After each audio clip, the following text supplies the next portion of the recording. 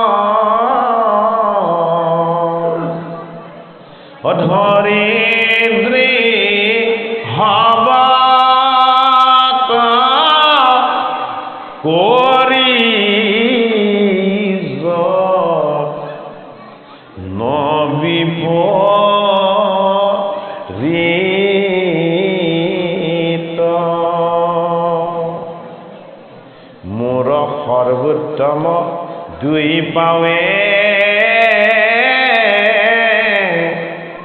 কৰে নমস্কাৰ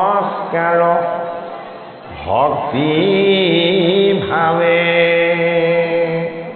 ও তাৰ মোৰ হেৰি না হিকনা চিত এ তাৰ মোৰ হেৰি না হিকনা চিত। ৰহস্য কোনে জানে? ৰহস্যক জানে যিটো লোকৰ সতত কীৰ্তন কৰে মোক। কৃষ্ণক সততে কোনে কীৰ্তন কৰে? দিব্য বীণালৈ দেৱঋষি নাৰদে, হাতত বীণালৈ তেওঁ ভাগিতা সৰস্বতীয়ে, অনন্দমুখে সহস্ৰ বদনে চাৰি কীৰ্তন চতুৰ একেলগে বহি লৈ ভগৱন্ত কৃষ্ণকে সদায় স্তুতি কৰে। বেদগণে, বেদৰ মন্ত্ৰগণে, ঋষিগণে, মুনিগণে, কিন্নৰগণে, চাৰণগণে সমস্তই কেৱল কৃষ্ণকেই বন্দনা কৰে। সৃষ্টিকৰ্তা ব্ৰহ্মাই, মহাবৈষ্ণৱ শিৱই কেৱল কৃষ্ণকে স্তুতি কৰে। এই ব্ৰহ্মাহৰে ভজন্ত ৰেৰ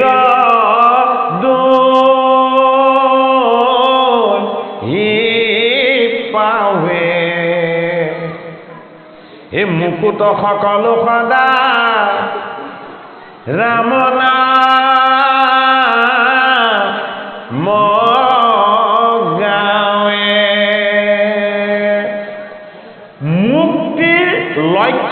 উপনীত হোৱাৰ পাছত জীৱৰ পাবলৈ কিবা থাকে জানো? নেথাকে। সনকাদি চাৰি সিদ্ধ দেহৰ পৰা উদ্ধৰ এটা হৈ গ'ল। যেতিয়াই ইচ্ছা তেতিয়াই তেওঁলোকে ৰূপ ল'ব পাৰে, যেতিয়াই ইচ্ছা তেতিয়াই অন্তৰ্ধান হৈ দিব পাৰে। মহাবৈষ্ণৱ শিৱই সহস্ৰ সহস্ৰ বছৰ কৈলাশ ধামত বহি যোগ আচৰণ কৰি কেৱল তেওঁকে তপস্যা কৰি আছে। তথাপিতো কৃষ্ণৰ স্তুতি আৰু উপাসনা তেওঁলোকে খন্তেক সময় এৰিব পৰা নাই। ৰহস্যক জানে যিটো লোক। শতক কীৰ্তন কৰে মোক, মোৰ ৰহস্য কি? মোৰ শ্ৰৱণ, মোৰ কীৰ্তন, মোৰ গুণ, মোৰ যশ, মোৰ নাম, মোৰ লীলা আৰু মোৰ চৰিত্ৰ। কেনেকে প্ৰকাশ কৰিছে? ভাগৱতৰ দশম স্কন্ধ। কৃষ্ণই নিজৰ চৰিত্ৰ প্ৰকাশ কৰিছে। বোলে কি? কৃষ্ণৰ চৰিত্ৰ পৰম অমৃত। অমৃত আটাইতকৈ মধুৰ কোনে পাব? যি কোনোদিন পান কৰি পোৱা নাই। অমৃত আটাইতকৈ মধুৰ কোনে পাব? যিজন আটাইতকৈ দুখ কষ্ট আৰু যান্ত্ৰণাত পৰি আছে। অমৃতৰ মধুৰতা কোনে অনুভৱ কৰিব পাৰিব? যিজনে অমৃতৰ প্ৰতি তৃষ্ণাত আকুল হৈ আছে। অমৃত তৃষ্ণাত আকুল হৈ থকা দুজন আছিলে কোন?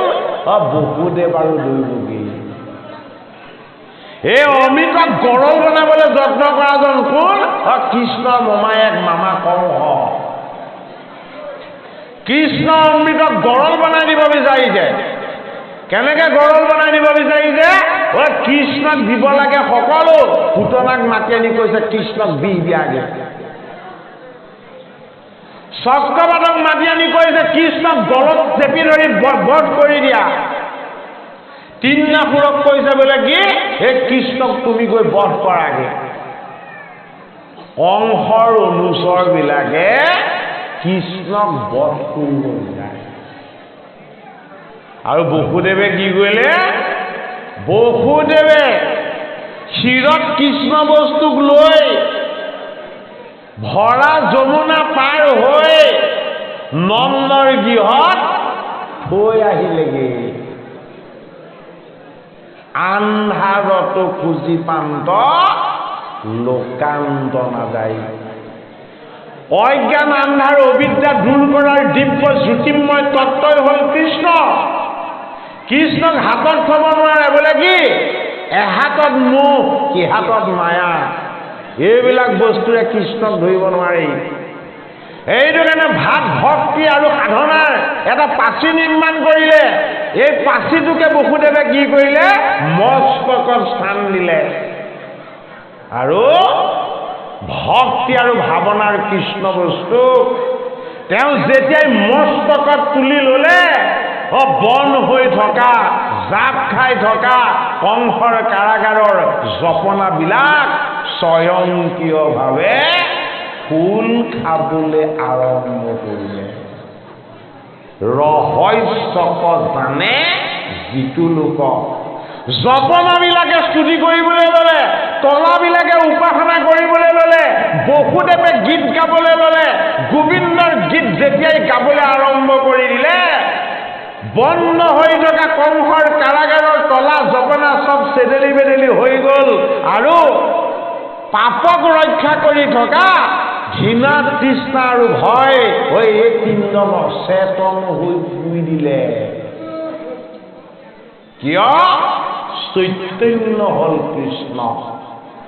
কৃষ্ণৰ চৈতন্য তত্ত্ব যদি বসুদেৱৰ শিৰত যদি কেনেবাকে প্ৰৱেশ হয়, হয়নে? শিৰৰ পৰা ক'ত প্ৰৱেশ হ'ব? শিৰৰ পৰা প্ৰৱেশ হ'ব আমাৰ স্মৃতিত। স্মৃতিৰ পৰা ক'ত প্ৰৱেশ হ'ব? মনত, মগজুত, বিবেকত, বিচাৰত। বসুদেৱে ৰাস্তা দেখা পাই গ'ল। কোনে ৰাস্তা দেখুৱাইছে? এটা চিগালে ৰাস্তা দেখুৱাইছে। চিগাল চাতুৰ্যতাৰ প্ৰতীক। চিগাল ঈশ্বৰৰ সুচতুৰ সৎবুদ্ধিৰ প্ৰতীক। শিৰত যেতিয়া কৃষ্ণ বস্তুক লৈ ললে, চিগালে ৰাস্তা দেখুৱালে। চিগাল কোন হল? দেৱঋষি নাৰদ হ'ল। যি নাৰদে বেদব্যাসক এই ভাগৱত শাস্ত্ৰ প্ৰণয়ন কৰিবলৈ কৈছিলে, সেইজন দেৱঋষি নাৰদে বসুদেৱ ৰূপী বৃত্তি প্ৰতিষ্ঠাৰ ভক্তি প্ৰতিষ্ঠাৰ ওচৰত চাতুৰ্যতাৰ এটা চিগাল হ'ল আৰু আগে আগে ৰাস্তা দেখুৱাবলৈ ধৰিলে। কলৈ ৰাস্তা? গোকুল ধামলৈ ৰাস্তা। এইফালে মথুৰা, সিফালে গোকুল, মাজত বৈ আছে এখন যমুনা। এই যমুনাই হ'ল বাধা, এই যমুনাই হ'ল জীৱন, এই যমুনাই হ'ল মায়া, এই যমুনাই হ'ল অজ্ঞান আৰু অবিদ্যা। এইবিলাক বস্তুৱে আমাক সদায় কৃষ্ণ বস্তুৰ পৰা আমাক আঁতৰ কৰি আছে। চিগাল ৰূপী নাৰদে ৰামকৃষ্ণ নামৰ ধ্বনিৰে ৰাস্তা খুলি দিলে। নামৰ সুগন্ধি আৰু ভকতৰ চৰণৰ স্পৰ্শ যমুনা ৰূপী নদীয়ে যেতিয়া পালে, অজ্ঞান আৰু অবিদ্যা তমসাত দ হৈ থকা যমুনা সেইদিনাখন বান হৈ দিলে। কি হ'ল? ভটিয়াই বৈ থকা যমুনা, জন্মৰ পৰা মৃত্যুলৈ বৈ থকা আমাৰ জীৱন, অজ্ঞান অবিদ্যাৰ অন্ধকাৰৰ পৰা ঘোৰ অন্ধকাৰলৈ গতিশীল হৈ থকা আমাৰ এই জীৱন যমুনাই কেনেবাকে যদি ভকতৰ চৰণ পায়, ভগৱানৰ স্পৰ্শ পায়, ভকতিৰ সুগন্ধি পায়, তেতিয়াহ'লে জীৱ শিৱ হ'ব, শিৱ সত্য হ'ব, সত্য শুদ্ধ হ'ব, শুদ্ধ কৃষ্ণ হ'ব আৰু কৃষ্ণই আনন্দৰ নৃত্য কৰিব। এই নৃত্যতেই যমুনা উভতিব বুলি ল'লে। ভাগৱত গ্ৰন্থ বিপৰীত। সদায় ভটিয়াই বৈ থকা এই যমুনা বুজাই পোৱাব পাৰিব লাগিব। বোলে কি? যি দি খাই থাকো, আত্মসংযমৰ যোগেদি অন্ন সংযম কৰিব লাগিব। নেপাতিব লগা কথা পাতি থাকো, বোলে আনৰ বদনাম পাতো, আনক হিংসা কৰাৰ কথা পাতো। ঐ আজিৰ পৰা আপোনালোকে সংকল্প লওক, যুৱক যুৱতীসকলেও সিদ্ধান্ত লওক, আজিৰ পৰা ভাল চিন্তা কৰিম, ভাল কথা ভাবিম, ভাল ঠাইলৈ যাম আৰু ভগৱানৰ চৰণ উপাসনা কৰিম। কি হ'ব? বেয়াৰ ফালে বৈ থকা আমাৰ জীৱন যমুনা ভক্তিৰ গংগা হৈ উজনিব বুলি ল'ব। এই মায়াৰ যমুনাক অতিক্ৰম কৰি এই বাসুদেৱ কৃষ্ণই মথুৰাৰ পৰা গোকুললৈ গৈছে। কিয়? লীলা কৰিবলৈ। গোকুল ধাম, গো শব্দে বেদ, গো শব্দে উপনিষদ, গো শব্দে গাই, গো শব্দে গোপী, গো শব্দে গোবৰ্ধন, গো শব্দে গোবিন্দ। এই গোটেইখিনি জলৈ গ'লে বাঢ়ি বাঢ়ি গৈ থাকে। এই তত্ত্বটোৰ নাম হ'ল গোবৰ্ধন। গুৰূপী বেদৰ তত্ত্ব, ঈশ্বৰময় আনন্দ, য'ত সদায় বিকশিত হৈ গৈ থাকে। সেই ধামখনৰ নামটো গোকুল ধাম। তাত কোন জন্ম হৈছে? গোটেই যুগটোৰ মায়া আৰু মোহবিলাক, কৃষ্ণৰ ভয়ত জড় হৈ থকা মায়া কি হ'ল? নন্দৰ গৃহত কন্যা হৈ জন্ম দি দিলে। বোলে কিয়? মায়াপতি আহি গ'ল। এতিয়া মই মায়া পকত হ'ব লাগে। কি মায়া? যোগ মায়া। কৃষ্ণৰ পৰা যি আঁতৰ কৰে, কৃষ্ণৰ ওচৰলৈ যি আহিবলৈ নিদিয়ে, কৃষ্ণৰ লগত যি শত্ৰুতা কৰে, অথচ কৃষ্ণৰ এই ভাৰ্যা, এই যোগমায়াৰ জন্ম হ'ল ক'ত? নন্দৰ গৃহত। যশোদা মাতাই দেখিছে এটা কন্যা সন্তান জন্ম হ'ল। যশোদা মাতাই কন্যা জন্ম হোৱাত বৰ আনন্দ পাইছে আৰু আনন্দতে তেওঁ কি কৰিছে? কন্যাটিক চাওঁ বুলি ভাবোতে আকৌ টোপনি গ'ল। মায়া অচেতন বস্তু, মায়াই চেতনা টানি নিয়ে। এইটো কাৰণে মায়াৰূপী এই কন্যাটিক দেখাৰ পাছত তেওঁ আকৌ টোপনি গ'ল। তেনেকুৱাতে বন্ধ হৈ থকা নন্দৰ গৃহৰ বন্ধনস্বৰূপ মায়াৰ জপনাবিলাক বসুদেৱৰ শিৰত থকা কৃষ্ণ বস্তু প্ৰণাম কৰিবৰ কাৰণে নিজে নিজে খোল খাই দিলে। আৰু বসুদেৱে কৃষ্ণ বস্তুক নি নন্দৰ গৃহত যশোদাৰ কাষত নমাই দিলে আৰু কাষতে শুই থকা এই যুগৰ মায়াৰূপী বিভ্ৰান্তিকৰ বস্তুটোক যাৰ নাম হ'ল যুগমায়া বসুদেৱে মস্তিষ্কত তুলি ল'লে। মায়াক তুলি যেতিয়াই বাহিৰ হৈ দিলে নন্দৰ গৃহৰ দুৱাৰখন ডাঙৰকে জাপ খাই গ'ল আৰু কৃষ্ণ বস্তুৱে ভয় খাই ঘোঁৰাও ৰাৱে কান্দিবলৈ ধৰিলে। কৃষ্ণই জন্ম হোৱাৰ পাছত প্ৰথম কান্দিছে ক'ত? নন্দৰ গৃহত। কিয় কান্দিছে? বৃত্তিৰ শুদ্ধতা, ভক্তিৰ পবিত্ৰতা, আনন্দৰ বন্যা এই জগতলৈ বুৱাই অনা মস্তিষ্ক ৰূপী ভাৱ আৰু ভাৱনা কৃষ্ণ বস্তুক উঠাই অনা মোৰ পিতৃ বসুদেৱে গোটেই যুগটোৰ মায়া আৰু মোহবিলাকক যুগমায়া ৰূপত তেওঁ মস্তিষ্কত তুলি ল'লে। এতিয়া আৰু জীৱৰ নিষ্ঠাই নাই। কৃষ্ণই কান্দিছে জীৱৰ দুখ দেখি, কৃষ্ণই কান্দিছে যুগমায়া বসুদেৱৰ মস্তিষ্কত উঠি এই কংসৰ মথুৰা ৰাজ্যলৈ অহাৰ প্ৰয়াস কৰা দেখি। কৃষ্ণই যিমান কান্দিছে নন্দৰ গোহালিত এজনী গাই আছিলে, নামটো গংগু। এই গংগু গাইজনীও সিমান চিঞৰিবলৈ লৈছে। এফালে কৃষ্ণৰ কান্দোন, সিফালে গংগু গাই আস্ফালন। নন্দই কৈছে, কানাইয়েও কান্দিছে আৰু গাইজনীও হেম্বেলিয়াইছে, কি কৰা যায়? যশোদাই কৈছে, এই কানাইও আমাৰ পুত্ৰ আৰু গাইজনীও আমাৰ কন্যা, তাকো আমি অনাদৰ কৰিব নোৱাৰো। গতিকে এই কানাইক কোলাত লওঁ, তুমি আৰু মই দুইজনে এই গাইজনীয়ে কিয় ইমানকে হেম্বেলিয়াইছে এবাৰ চাই আহোঁগে ব'লা। মধ্যৰাতি কোলাত কৃষ্ণ বস্তুক লৈ নন্দ আৰু যশোদাই গংগু নামৰ গাইজনী চাবলৈ যেতিয়াই গ'ল, গাইজনীয়ে নাকটোৰে শুঙি শুঙি কৃষ্ণৰ ফালে আগবাঢ়ি আহিব বিচাৰিলে। যশোদাই ক'লে যে কোৱা শুনিছিলোঁ, গায়ে যদি কেনেবাকে শিশুৰ চৰণত চেলেকি দিয়ে তেতিয়াহ'লে তাৰ কান্দোন বন্ধ হৈ যায়।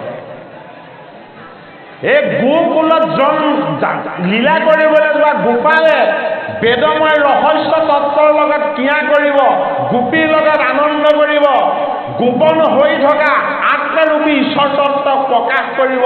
এই গাভীৰূপী গাইজনী আছিলে বেদৰ তত্ত্ব, যাৰ নাম হ'ল কামধেনু। এই গাইজনীয়ে আনন্দত কান্দিছে। নন্দ আৰু যশোদাই বুজিবই পৰা নাই। কৃষ্ণৰ চৰণ যেতিয়া গংগু গাইৰ ওচৰলৈ আগবঢ়াই দিলে, কৃষ্ণৰ চৰণত যেতিয়া গাইজনীয়ে চেলেকি দিলে, ভগৱান কৃষ্ণই প্ৰথম ৰাস ক্ৰিয়া কৰিলে। কাৰ লগত? এজনী গাইৰ লগত। গংগু নামৰ গাইৰ লগত কৃষ্ণই প্ৰথম ৰাস কৰিছে। জীৱ শিৱ ঈশ্বৰ এক তত্ত্বৰ প্ৰকাশ কৰিছে। নৰ নাৰী জড় চৈতন্য সমস্ততে কৃষ্ণৰ প্ৰেম আছে, এই কথাটো বুজাব বিচাৰিছে। সেইটো কাৰণে জীৱ প্ৰেম কৃষ্ণ প্ৰেমৰ সমতুল্য। কৃষ্ণৰ চৰণৰ স্পৰ্শ পোৱাৰ লগে লগে গংগু গাই আস্ফালন বন্ধ হৈ গ'ল। নন্দই কাণাক ভিতৰলৈ লৈ আহিলে আৰু কৃষ্ণক ভিতৰলৈ আনি যেতিয়া থৈছে, তেতিয়াহে যশোদাই কৈছে, মোৰ কন্যা সন্তান এটিহে জন্ম হৈছিলে। প্ৰকৃতি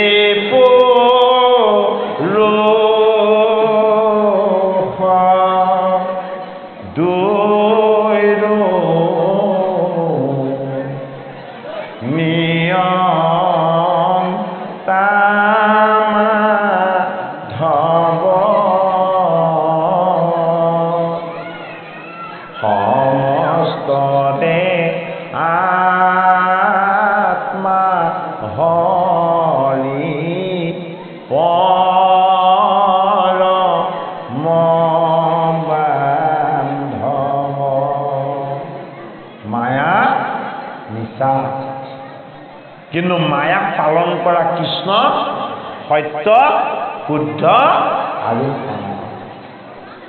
অ হে কৃষ্ণ তুমি মাত্ৰ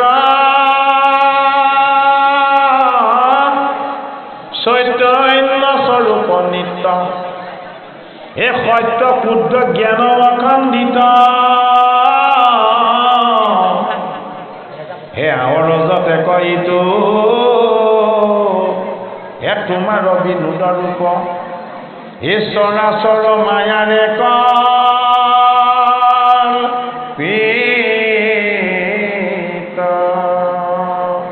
কল্পিত কৃষ্ণ কেনেকুৱা হে কৃষ্ণ তুমি মাত্ৰ চৈতন্য স্বৰূপ নিত্য এই জগত আৰু সংসাৰ অনিত্য বাস্তৱ এইবিলাক ক্ষয়শীল কৃষ্ণ কি কৃষ্ণ বাস্তৱ সত্য শুদ্ধ আৰু নিত্য চৈতন্য স্বৰূপ নিত্য সত্য শুদ্ধ আৰু কি অখণ্ডিত জ্ঞান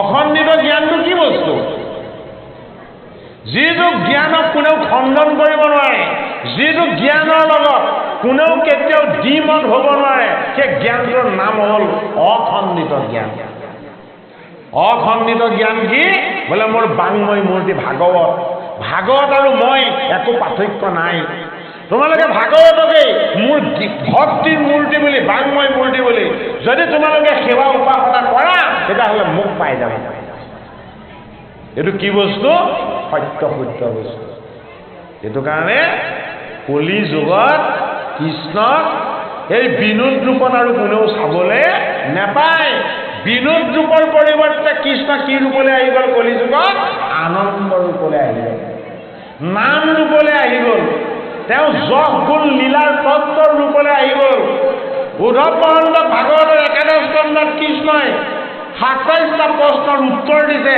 আৰু উত্তৰ দি পেলাই উদ্ধৱক উপদেশ দিছে কি বুলি ও দাম্ভিক সতত ইটো নকহি বাতত এই সদা উপদেশ দিবা বৈষ্ণৱ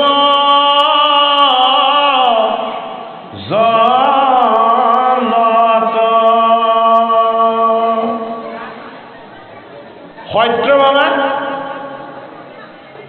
কলংক দিয়াৰ কাৰণে কলংক মোচনৰ পাপৰ পৰা উদ্ধাৰ হ'বলৈ সত্তাজিতে দান কৰিছে গতিকে কি বুজাইছে জীৱনৰ যিমান দুৰ্যোগ আৰু কলংক আছে সকলোবিলাক কৃষ্ণৰ চৰণত অৰ্পণা কৰিব লাগিব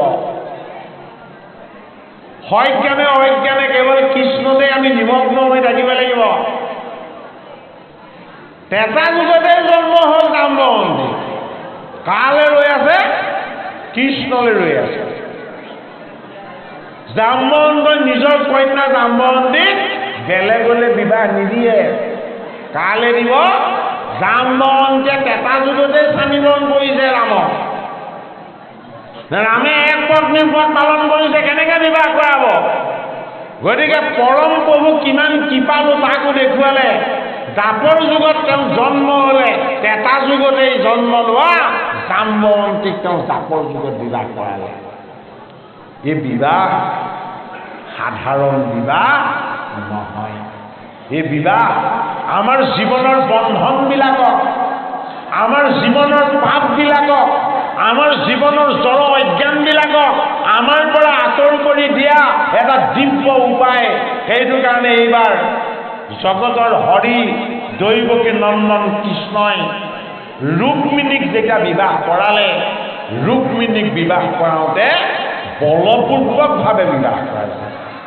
ৰুক্মবীৰে নিদিয়ে কালে কৃষ্ণলে কাক ৰুক্মিণী আৰু ৰুক্মিণীয়ে মন প্ৰাণ হৃদয় সমস্তখিনি কৃষ্ণক দিছে আৰু উপায়ন্তৰ হৈ ৰুক্মবীৰক বধ কৰি ভগৱান কৃষ্ণই ৰুক্মিণীক ভাৰ্যা ৰূপেৰে স্বীকাৰ কৰি দেখাইছে ইয়াৰ পাছত ৰুক্মিণীয়ে বুজিছে হে মোৰ স্বামী হে জগতৰ ঈশ্বৰ হে ত্ৰিজগতৰ পতি, মই তোমাৰ ওচৰত এটা কিন্নৰ পাতৰ নিচিনা, মই তোমাৰ ওচৰত এটা ধূলিকণা, তুমি মোক কিয় তোমাৰ ভাগ্য ৰূপে স্বীকাৰ কৰি ল'লা?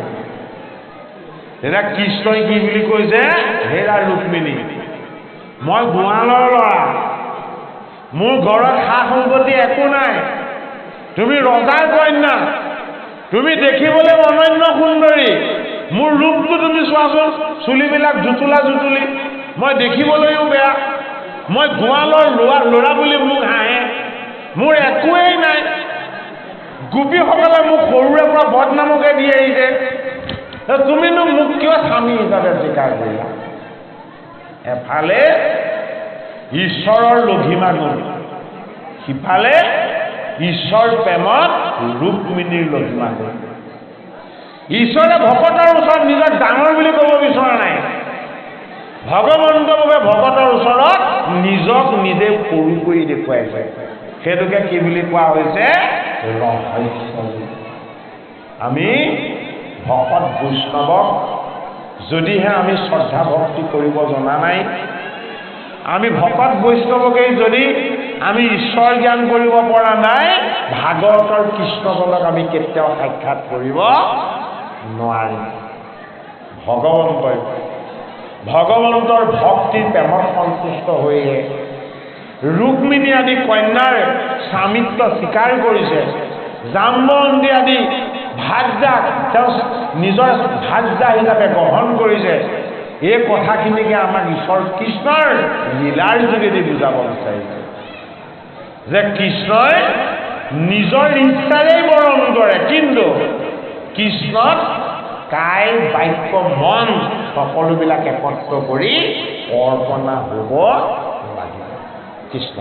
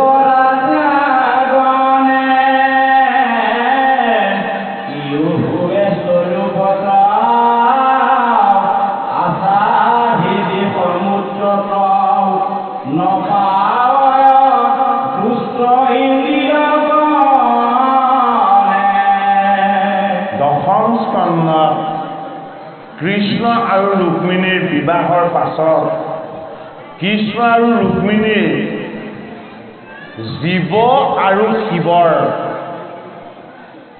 যি এক আত্মিক মিলন দেখুৱাইছে এই কথা গংগাৰ পাৰত পৰীক্ষিত নিপতি কৈছে।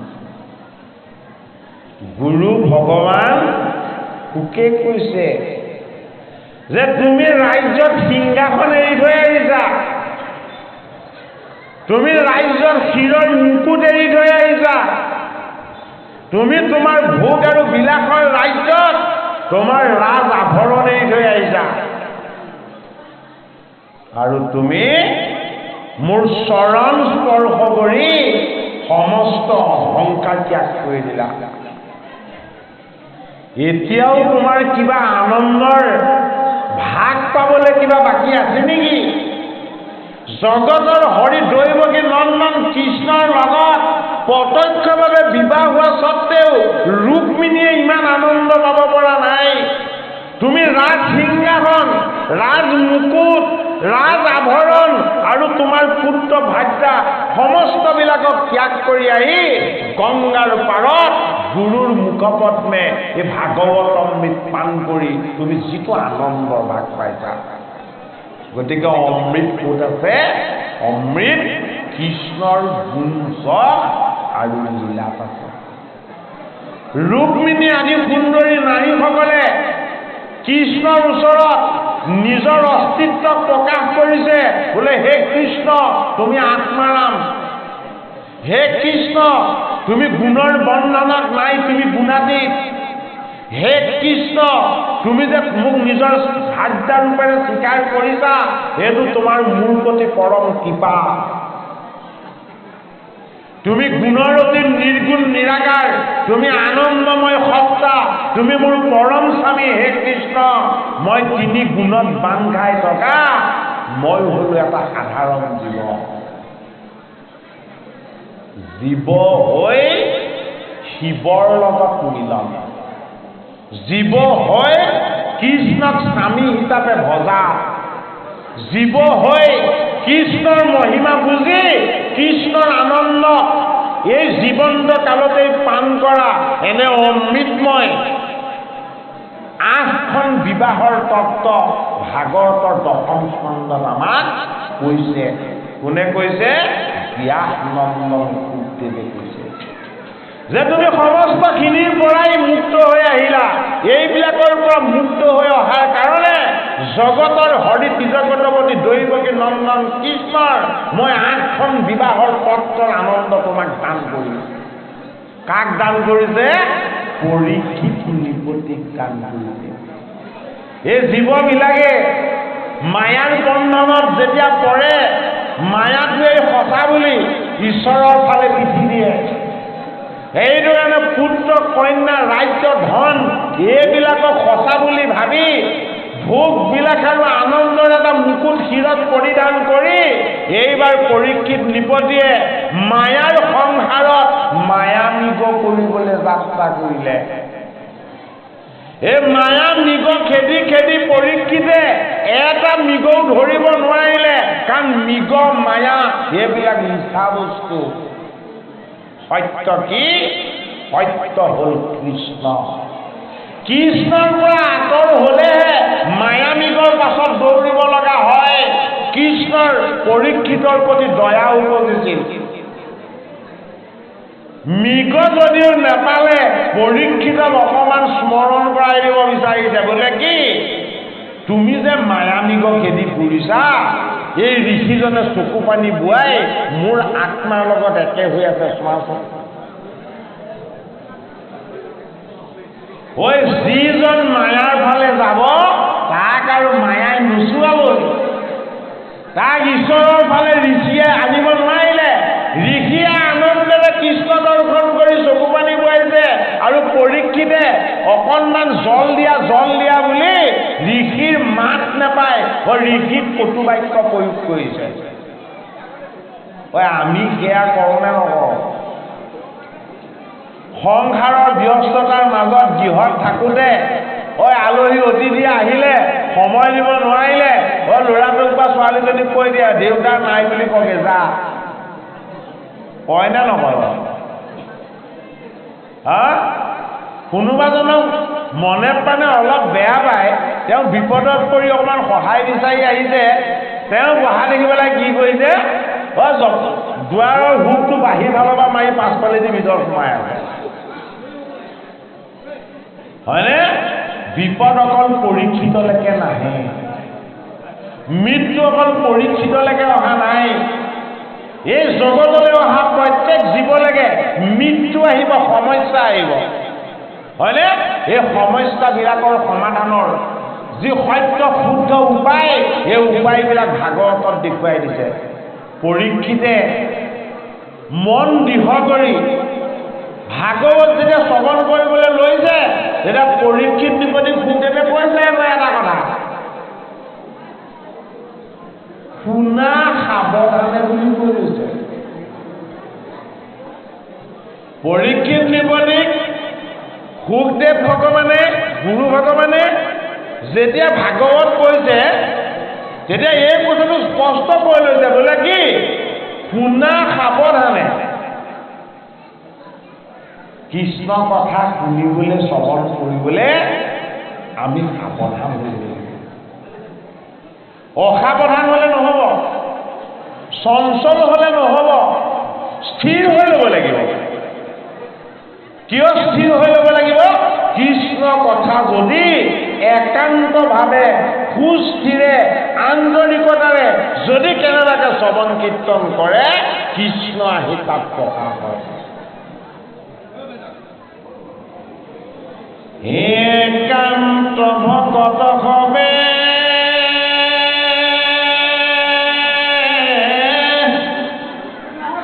নিৰ্গুণ কৃষ্ণ গুণ,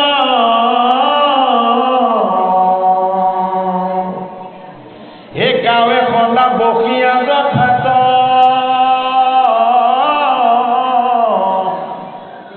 হে বৈকুণ্ঠ গোপৰি হৰি,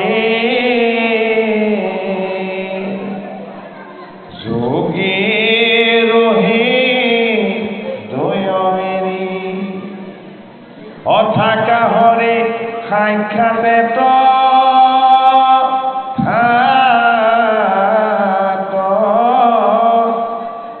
থাকা হৰি সাক্ষাতে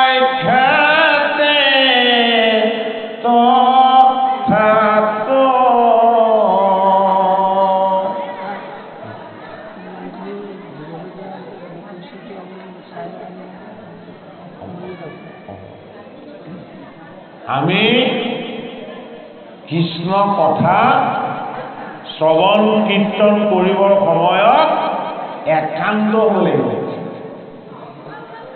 যে একান্ত মানে কি? এই দুখন কাণেৰে কেৱল কৃষ্ণ কথাহে প্ৰৱেশ হ'ব লাগিব। কৃষ্ণ কথা প্ৰৱেশ হৈ ক'ত প্ৰৱেশ হ'ব লাগিব? হৃদয়ত প্ৰৱেশ হ'ব লাগিব। হৃদয়ত প্ৰৱেশ হৈ কি কৰিব লাগিব?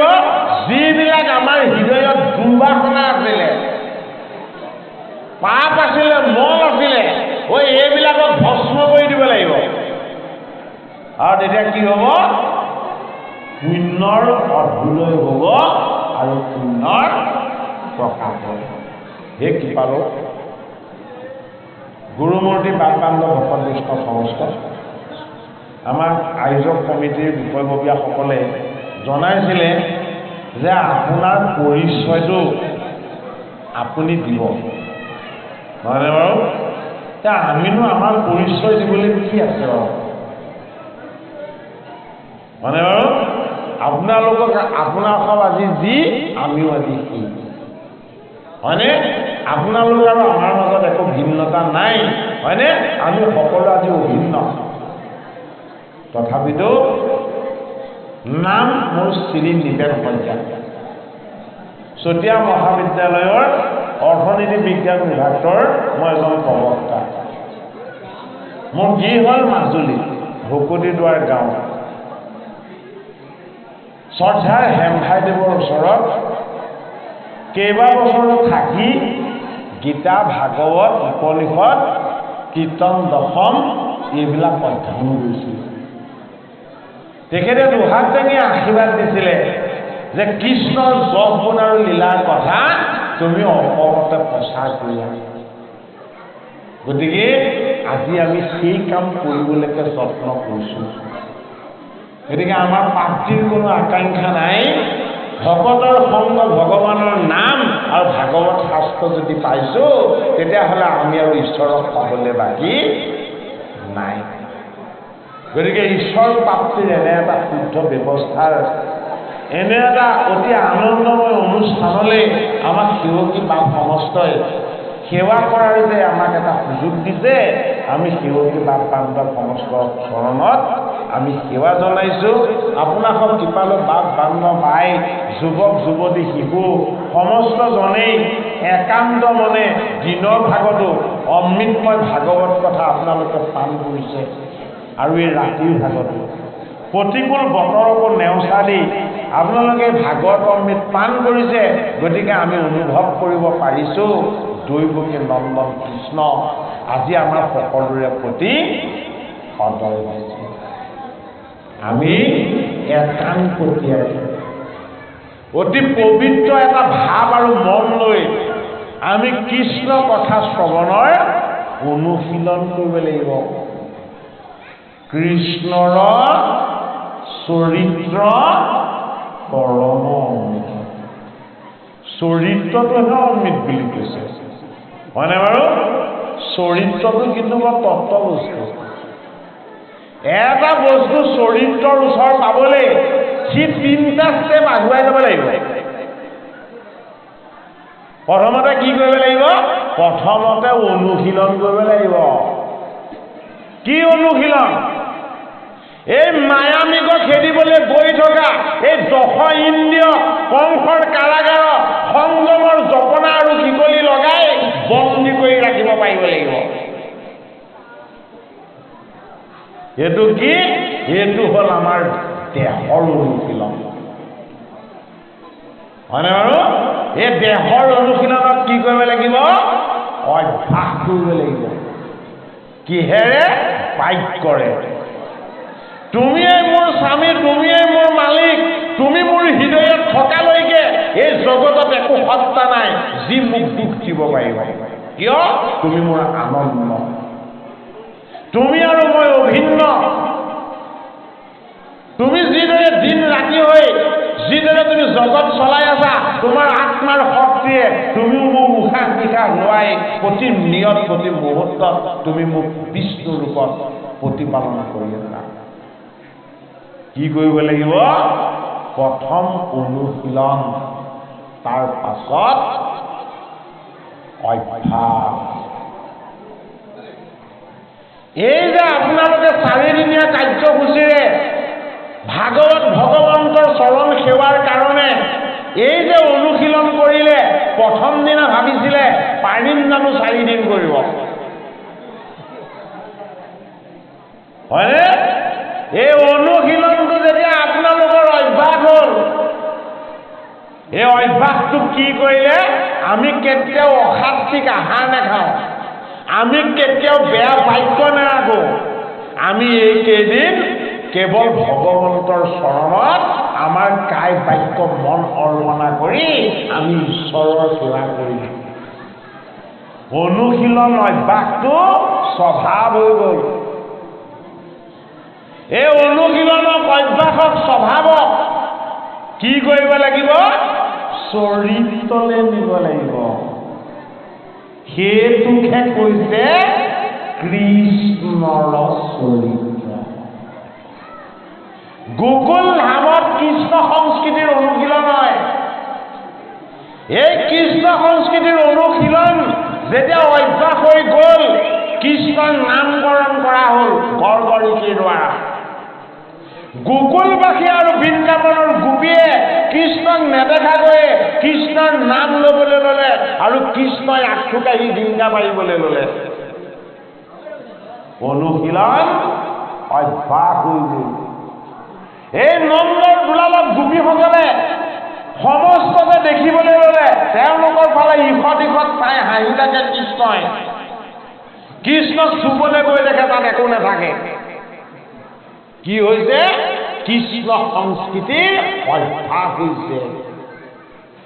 এইবাৰ কৃষ্ণই মোহন বাঁহী বজাই দিলে একেবাৰে বৃন্দাবনৰ কদম বিৰিখন উঠি। ঘূৰ নিদ্ৰাত তন্না লাগি থকা গোপীসকলে আমাৰ প্ৰাণৰ কৃষ্ণই আমাক মাতিছে বুলি দেহেৰে নহয়, শৰীৰেৰে নহয়, জীৱ আৰু শিৱৰ তত্ত্বৰে বৃন্দাবনৰ গোপীসকলে তেওঁলোকৰ দেহটো নিজৰ স্বামীৰ গৃহতে এৰি জীৱৰূপী শিৱৰ তত্ত্বক বৃন্দাবন ধামলৈ লৈ গ'ল আৰু দেখিছে মধ্যৰাতি কৃষ্ণই কৃষ্ণ ৰাম ধ্বনিৰে পঞ্চম সুৰ ধৰি বাংশী বজাই গোটেই বৃন্দাবনখনকে কৃষ্ণময় কৰি তুলিছে। কৃষ্ণৰ প্ৰেমত সদায় ভক্তিৰ ভাৱনাত গদগদ হৈ থকা এই গোপীসকলে কৃষ্ণ কৃষ্ণ ধ্বনিৰে কৃষ্ণৰ চৰণৰ ফালে যেতিয়াই চাই দিলে, এজন কৃষ্ণই বিৰিখন বহি বাঁহী বজাইছিলে। সহস্ৰ গোপীৰ হাতত যদি সহস্ৰ কৃষ্ণই আনন্দৰ বাঁহী বজাই বজাই এই গোপীৰ লগত নৃত্য কৰিবলৈ লাগি গ'ল, এয়া হ'ল কৃষ্ণৰ চৰিত্ৰ আৰু সেয়াই হ'ল বৃন্দাবন ধাম। গতিকে এই জীৱন্ত কালত জীৱৰ তত্ত্বত থাকিও শিৱৰ সনাতন শুদ্ধতাক আমি প্ৰত্যক্ষ কৰি কৃষ্ণস্বৰূপ পৰমাত্মাৰ আমি জয় জ্ঞান যাতে সদায় গাবলৈ অভ্যাস কৰোঁ। এয়া কি? এয়া হ'ল কৃষ্ণৰ চৰিত্ৰ। কৃষ্ণৰ চৰিত্ৰৰ অমৃতময় তত্ত্বক পান কৰিবলৈ এনেদৰে ভকতৰ সংগলৈ আহি অনুশীলন কৰিব লাগিব। ভকতৰ লগত তেওঁৰ নাম গুণ গাই আমি অভ্যাস কৰিব লাগিব। অকলে থাকিলেও মুখেৰে তেওঁৰ নাম প্ৰকাশ হৈ থাকিব লাগিব, স্বভাৱ হৈ যাব। আৰু কৃষ্ণ আৰু মই আঁতৰত নহয়, য'ত তুমি তাতেই মই, য'ত মই তাতেই তুমি। এয়া কি? এয়া হ'ল কৃষ্ণৰ চৰিত্ৰ। সেইটো কাৰণে ভাগৱত শাস্ত্ৰই হ'ল কৃষ্ণৰ বাংময় মূৰ্তি। এই ভাগৱত শাস্ত্ৰক যদি আমি সেৱা কৰোঁ, এই ভাগৱত শাস্ত্ৰক যদি আমি শ্ৰৱণ কীৰ্তন কৰোঁ, এই ভাগৱত শাস্ত্ৰৰ দ্বাৰা আমি যদি ভগৱান কৃষ্ণক উপাসনা কৰোঁ, বৈকুণ্ঠ ধামৰ পৰা ভগৱান কৃষ্ণ ভকতক আশীৰ্বাদ দিবৰ কাৰণে নামি আহে। আমাৰ মন চঞ্চল হ'লে বৰষুণ দিব, আমাৰ ভাৱ চঞ্চল হ'লে আমাক ভগৱানে বাধা দিব। হে ভগৱান, হে কৃষ্ণ, তোমাৰ গুণযশ আৰু আনন্দময় বতাহেৰে কৈ দে আকাশৰ কলীয়া ডাৱৰ তুমি আঁতৰাই তুমি গোটেই আকাশখনে কি কৰা? জ্যোতিৰ্ময় কৰি দিয়া। আৰু শেষত ভগৱানে সেয়াই কৰি দিয়ে। গতিকে সেইজন ভগৱানৰ ওপৰত আমাৰ ভক্তি, বিশ্বাস, আস্থা এই সমস্তখিনি আমি ৰাখিব পাৰিব। পাণ্ডৱৰ নাতি পৰীক্ষিত ভগৱান কৃষ্ণই যেতিয়া এই দশম স্কন্ধৰ কৃষ্ণৰ জন্মৰ কথা যেতিয়া ক'বলৈ ধৰিলে, পৰীক্ষিত নৃপতিয়ে কান্দি কান্দি গুৰু ভগৱান শুকক কৈছে যে মোৰ মৃত্যুৰ ভয় দূৰ হ'ল, মই নিজক চিনি পাই গৈছোঁ, মই কৃষ্ণক দেখা পাইছোঁ, কৃষ্ণ আৰু মই একেলগে আছোঁ, আমি দুইজনে আলাপ কৰিছোঁ আৰু এই দুইজনক একত্ৰ কৰা কেৱল এটা শক্তি, সেইটোৱেই হ'ল আপুনি। কোন? গুৰু ভগৱান। সুখ সন্মুখত থকাৰ কাৰণে, কৃষ্ণৰ গুণযশ লীলা সুখে কোৱাৰ কাৰণে সন্মুখত পৰীক্ষিতে কৃষ্ণই বৃন্দাবনত নৃত্য কৰা দেখিছে, ৰুক্মিণী আদি ভাৰ্যাসকলক বিবাহ কৰি অনা দেখিছে। এই আনন্দময় দৃশ্য প্ৰত্যক্ষ কৰি পৰীক্ষিত ৰূপী জীৱই এই গুৰু ভগৱান সুখক ক'বলৈ ধৰিলে, মই এই ভূমি বিভাগত নাই, মই এতিয়া ঈশ্বৰৰ লগত এক হৈ আছো। একাদশ স্কন্ধ পৰীক্ষিতৰ ব্ৰহ্ম জ্ঞান লাভ হ'ব, ব্ৰহ্মময় ঈশ্বৰ জ্ঞান লাভ হ'ব। সুখদেৱ ভগৱানে একাদশ স্কন্ধত এইজন পাণ্ডৱৰ নাতি পৰীক্ষিতক প্ৰশ্ন কৰিব, কি বুলি? তোমাৰ মনৰ সংশয় দূৰ হ'লনে? তুমি নিজক চিনি পালানে? তোমাৰ কৃষ্ণৰ চৰণত মতি একান্ত হ'লনে? এতিয়া পৰীক্ষিতে কান্দি কান্দি সুখদেৱক উত্তৰ দিছে, হে মোৰ গুৰু ভগৱান, আপোনাৰ চৰণ, ভাগৱত শাস্ত্ৰ আৰু এই ঋষিসকলৰ সংগ মই যেতিয়াই পালো তেতিয়াই মোৰ মৃত্যু ভয় দূৰ হৈ গ'ল, আৰু আপোনাৰ কৃপাত এতিয়া মোৰ ব্ৰহ্ম জ্ঞান লাভ হ'ল। ব্ৰহ্ম জ্ঞান ভাগৱত গীতা শ্ৰৱণ কীৰ্তন কৰিলেহে লাভ হয়। ব্ৰহ্ম জ্ঞান লাভ নকৰালৈকে পৰীক্ষিত ৰূপীৰ জীৱৰ দুখ থাকিব, কষ্ট থাকিব, যান্ত্ৰণা থাকিব, থাকিব মৃত্যুৰ ভয়। সেইটো কাৰণে ভাগৱত একাদশ স্কন্ধত গুৰু ভগৱান শুকক পৰীক্ষিত নিপতিয়ে কৈ দিছে যে হে মোৰ গুৰুজন, আপুনি এতিয়া অন্তৰ্নিহিত হওক। দ্বাদশ স্কন্ধত কৈছে, কলিৰ যুগৰ ধৰ্মৰ পাছত ভুল হৈছে কোৱা, দ্বাদশ স্কন্ধত পৰীক্ষিতৰ ব্ৰহ্ম জ্ঞান লাভ হৈছে। কলি ধৰ্মৰ কথা যেতিয়া কৈ দিলে, কলিত যেতিয়া পাপৰ পৰিমাণ বেছি হ'ব, পুণ্যৰ পৰিমাণ কম হ'ব, পিতৃ মাতৃক পুত্ৰ কন্যাই চিনি নোপোৱা হ'ব, উচ্চজন নিচ্চ স্থানত থাকিব আৰু নিচ্চজন উচ্চ আসনত থাকিব, এইবিলাক কথা সত্য কথা যেতিয়া সুখদেৱ ভগৱানে ক'লে, পৰীক্ষিতৰ বুকুখন কঁপি উঠিছে। পৰীক্ষিতে আনন্দ কৰি কৈছে, হে গুৰুজন, এইবিলাক কলিকালৰ দুখে বোলে হয়, বোলে মইতো 7 দিনে জীয়াই থাকি মোক আজি শেষ দিম, মইতো এইবিলাক চাবলৈ শুনিবলৈ যিয়ে নাথাকো, হয়নে বাৰু? কিন্তু তেওঁ যি নথকাটো দুখৰ পৰা মুক্ত হোৱা নহয়, সেই ভয়খিনিৰ পৰা, কলিযুগৰ মলখিনিৰ পৰা পৰীক্ষিত মুক্ত হোৱাৰ উপায়টো বিচাৰি পালে। কি কৰিলে? গুৰু ভগৱান শুকক ক'লে, হে মোৰ গুৰুজন, মোৰ দুৱাৰ মুখত বাঁহনলৰ বেশত তক্ষক আহি ৰৈ আছে। সেয়া ভাগৱতৰ মহিমা।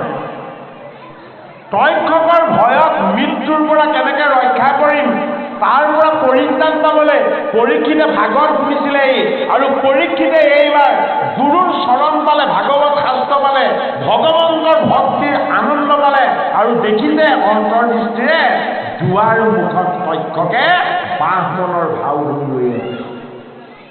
পৰীক্ষিতৰ ওচৰলৈ আহিব পৰা নাই মৃত্যুৰূপী তক্ষক। এইবাৰ মৃত্যুৰূপী তক্ষকে পৰীক্ষিতৰ লগত আলাপ কৰিছে, তুমি মোক যাবলৈ দিবানে? মই ঘূৰি যাব লাগিব। তেতিয়া গুৰু ভগৱান সুকেও সেইটো দেখি আছিলে। সুখদেৱ ভগৱানে পৰীক্ষিতক সুধিছে, তুমি ভাগৱত বুজিলানে নাই?